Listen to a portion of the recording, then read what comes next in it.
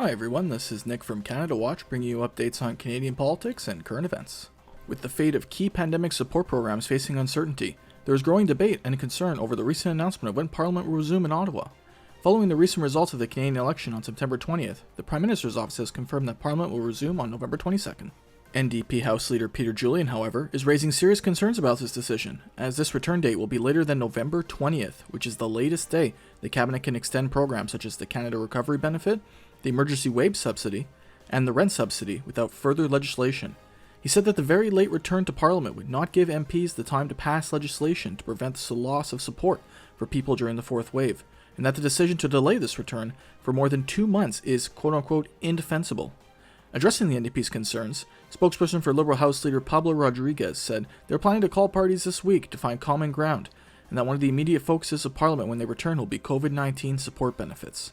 This decision follows a hotly contested Canadian federal election, in which the Liberal government faced criticism for calling an election during the pandemic fourth wave, and when considering that Parliament was dissolved for the election in mid-August, this has led to a nearly 3-month break in parliamentary business. Our second story today involves the vaccine maker Pfizer, as they took a big step and formally asked Health Canada to approve its vaccine for children ages 5 to 11. While most Canadians 12 and up have been eligible for the vaccine for some time, this formal request for approval is a big step in the vaccination process that has both supporters and those who are vaccine hesitant eager to see the recommendation from Health Canada. Supporters of immunization for children say that this approval cannot come soon enough, as sending children to schools and daycares represents a major vector point for transmission, and a successful vaccine campaign could be a major tipping point in the battle against COVID-19. Conversely, though, there are some parents who remain hesitant about the need to vaccinate children, pointing to low hospitalization rates of children in the age category who are infected with COVID-19 and the lack of long-term data about the side effects of any COVID-19 vaccine. It is estimated that the dose given to children will be roughly 1/3 the size of an adult dose. However, Chief Medical Officer Dr. Teresa Tam stated that the distribution of doses is not as simple as taking an adult dose and dividing it, as Pfizer has modified the formula, and as such, additional scientific data needs to be reviewed before giving its approval. Our final story today involves the growing concern in Canada regarding the worldwide shortage of semiconductor microchips and the components that go into them.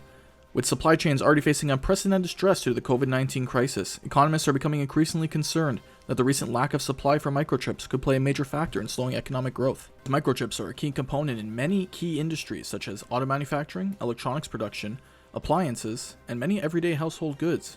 The shortage is having some production lines slow or even halt production completely until they can get the components to start building again. This is troubling news for many industries who have faced a difficult 18 months managing COVID lockdowns, a lack of available labor, and already existing supply chain issues with major congestion at shipping ports and trucking facilities. The source of the semiconductor shortage comes from highly specialized factories in Malaysia, Vietnam, and Taiwan, who have been hit with strong waves of the Delta variant, which have caused at least a 3-month delay in meeting existing orders. We will keep a close eye on this shortage as more news develops, as preliminary reports suggest that the lag of production could last well into 2022 and possibly extend further into 2023. That's it for today on Canada Watch, where we bring you summaries of important stories on Canadian politics and current events. Please feel free to like, comment, and subscribe.